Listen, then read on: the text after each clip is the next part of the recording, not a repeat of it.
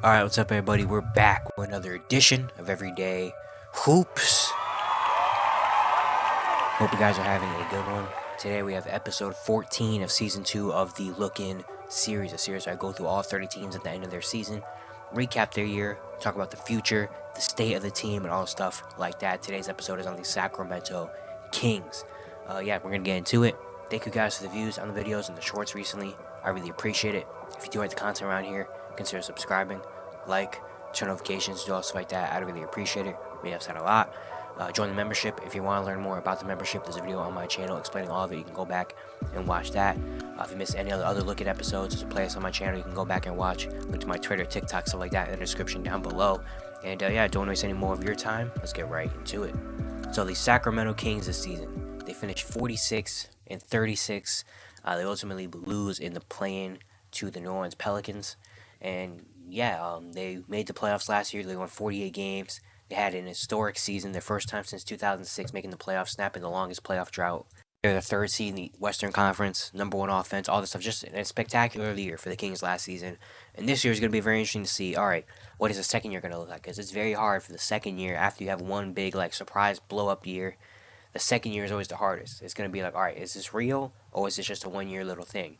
And the Kings were still good. They're still solid. But not as great as they were last year. They ultimately end up in the play-in, and they missed the playoffs this season. Kind of a disappointing year in Sacramento.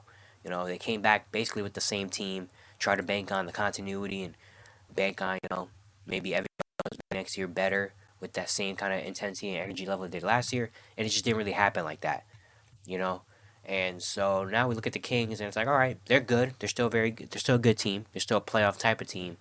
But now it's like, what's next? They did have a lot of injuries as well this year, which last year, one of the big components to them being one of the top teams in the West was the injury bug didn't really hit them. This year, De'Aaron Fox missed some time at the start of the year. Keegan missed a couple games. Kevin Huerter missed the last little bit of the season with a shoulder injury. Malik Monk had an MCL sprain. He missed the last couple games. Trey Lyles only played in 58 games. So they had a couple injuries. Not crazy injury, but they still had some, more than last season. And then again, having Malik Monk and Kevin Huerter hurt at the end of the season was just huge for their offense. And just missing out on some offensive firepower. Fortunate end to the season for the Kings. And I think the next move for the Sacramento Kings has to be kind of a big one. I'm not saying they need to go get an All NBA type of player, but they need to go do something. They had the 1 year of success last season, and now this year to have a year where you miss the playoffs entirely, even though you have a good team, it's just like, now the next step should come for Sacramento. Now I don't want to get too crazy and say, I don't want to get too crazy with it because I've seen a lot of Kings fan stuff get a little bit too crazy with the next step and the moves and stuff like that. But I definitely think a bigger move should be coming for Sacramento. And if I'm the Kings GM or whatever, I'm trying to go get something that brings this team to the next level. Especially with the Western Conference, with how insane it is right now, and looking at it for next season, it's going to be even crazier. So the Kings, if they want to bank on this success that they have right now, I think the next move is to go get a good player. Again, not saying they need to get Kawhi Leonard or anything like that. Not saying they need to get an All NBA, superstar level player because they have De'Aaron, Demonis, Keegan Murray is going to be really good in the future.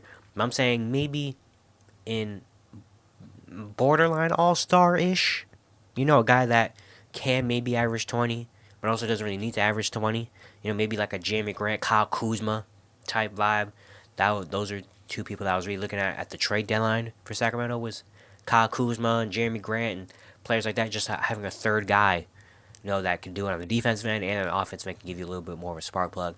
Now they do have Keegan Murray that maybe could be something in that mold in the next couple of years, but he's still 23 years old. He's going to be in his third season next year. So you kind of need something for right now that you can help bank on the success. But I mean, they had a really solid year. They had some players with some good years. De'Aaron, obviously, he averaged 26, 4, and 5 with 2 steals.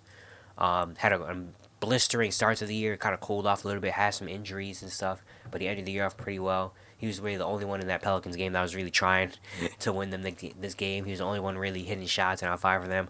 Domantas Sabonis had an amazing season. He might make an All NBA team.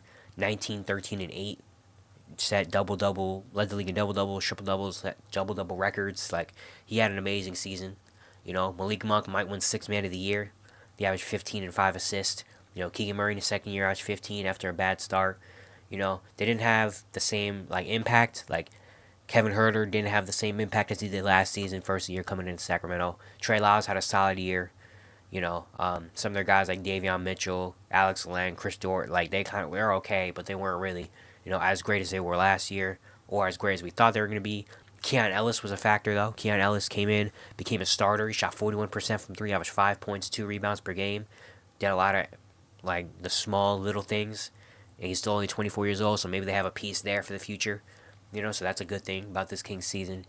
But yeah, I think the next move for Sacramento needs to be a bigger move. Looking at what they have Harrison Barnes' contract that he still has 2 years left on it. They got Kevin Herter's money as well, still have 2 years left on it.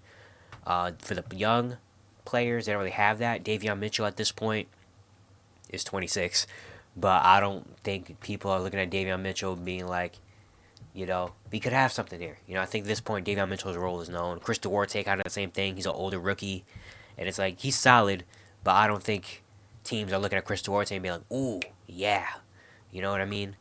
So they don't really have the young talent. And again, Keegan Murray is just like, I think Keegan Murray is too good to give up. You know, the good thing is they do have draft capital. They do have draft capital for the future. They have a couple picks for the future. They have contracts that make the money work. So if you can get a team that maybe doesn't really care about young players, that cares more about draft picks, then I think maybe you can get something. Speaking of draft picks, we're looking at the future of the Sacramento Kings team. They do have their own picks for this year. They do have their own first and own second round pick this season. Which maybe again they can use this pick in a trade, package a pick with Harrison Barnes, Kevin Herter, or something, and maybe go out and try to find a Jeremy Grant or a Kyle Kuzma type of player. Also, some picks for the future. Obviously, not just one first round pick for a couple years in the future. They're gonna have a lottery pick though this season. If they do intend to keep this pick, looking at what they can get. I think maybe a wing. I think a wing player would be nice. Maybe some more defense. Maybe a guy like Ron Holland. You could try to buy him. Maybe if a guy like Dalton Connect is there around the 13th pick right now, which is projected. Maybe if Dalton Connect is there, I think taking a shot at that would be nice. Cody Williams, I think if he's there, would take a nice shot. I would even honestly like maybe a guy like Jacoby Walter. A guy that maybe can replace Kevin Herter. He's younger. He can hit shots. He's got a good frame. So maybe him for the future would be nice. Maybe Terrence Shannon Jr., older, senior type player that kind of knows his game. Jerry McCain even is a great shooter. I even like Devin Carter from Providence, who can bring it on the defensive end. Because at this point with this Kings team, they're trying to get players that are going to fit roles. And I think maybe going with an older senior guy, maybe like a Don Connect or Terrence Shannon Jr. or Devin Carter, would be nice for him. Even a Kevin McCullough from Kansas. He's one of my favorite players in this draft. So, I think going for something like that for the Kings, I think would be nice. But also, I mean, again, if you need a wing, maybe that you can develop and, maybe provide some defense for you. Maybe a guy like Ron Holland or Cody Williams, kind of like some of the thing what you did with Keegan Murray. But I think maybe if they do keep this pick, I think maybe an older senior, someone with experience, would be nice. I would like that for the Sacramento Kings with the draft pick. And then they also have a second round pick as well where they can do it. Then we look at free agency. They don't have a lot of money, negative $38 million projected cap. Their big thing, Malik Monk is an unrestricted free agent. And he might win Sixth Man of the Year. And he's going to have a lot of suitors in this free agency. So keeping Malik Monk is going to be probably, if they don't make that big move, keep Malik Monk is like that number one on the Kings' agenda this offseason is to keep him around. He had an amazing season. Probably is going to win Sixth Man of the Year. He was probably the favorite to win Sixth Man of the Year. If he doesn't win, he's going to be number 2 or 3. And yeah, I think people know Malik Monk. He's one of the better role bench players in the NBA. So some teams are definitely going to go out him and try to pay him some money. Try to get him a bag. After that, they don't really have anything like Alex Len, JaVale McGee, Kessler Edwards, like nothing really important to the team. But I think, yeah, the next move, I think, for the Sacramento Kings is to try to, make a big move, make a bigger move, and try to bring in another bigger piece to this team. Again, not saying they need to bring in a superstar, but I think they need to bring in around borderline all-star level player to be kind of the third to De'Aaron and Sabonis, But even if they don't make that move, Keegan Murray still can take that jump and still can be that guy, because I think Keegan Murray is going to be a fantastic player, and he's still very young, you know. So Keegan Murray maybe could be that guy for the next, you know, for the future, that third. You know, I think that's what they're trying to mold him into being. But I think right now, if you want to capitalize on the success you have with De'Aaron and Sabonis, right now, I think it's time for the Kings to make a move, go get an all-star level player. I've seen even maybe a Zach LaVine. I don't know how great that would be, but honestly, I wouldn't be super. If it does happen, I wouldn't be super like, oh man, that shouldn't have happened. You know, like I think it'll be okay. You know, bring in another guy that can score. I don't know about the defense, but hey, you know, we're just gonna go all in on scoring. Just go all in. We're gonna score 130 points a game, I guess. That's what we're gonna do. But I think yeah, bringing in another good player, like in that range, I think it'll be really nice for this Kings team for the future. And I think that's honestly might be the only way that they really get to the next level is if they do that. Because I don't know if you know, you can't just bank on having the same team come in and having that same consistency. Same, I mean, the year last year that the Kings had, when they were the 13th in the West and stuff, so many players had career years. So many players had just like huge seasons. That was going to be really tough to kind of replicate that. And we saw it this year. That was really hard for Kevin Huerter, Trey Lyles, guys like that to replicate the same seasons they had last year. You know what I mean? So yeah, I think the next move is to go out and for the Kings to be aggressive. I think the Kings being aggressive, I think, is that should be the future plan. Should be the agenda this offseason for Sacramento. But yeah, it's gonna be it for today. Hope you guys enjoyed. Once again, if you enjoyed the content around here, consider subscribing, like, turn notifications, also like that. I'd really appreciate it. Really helps out a lot. There's a playlist up here right now looking at the look-in. If you missed any of the other episodes, you can go back and watch those.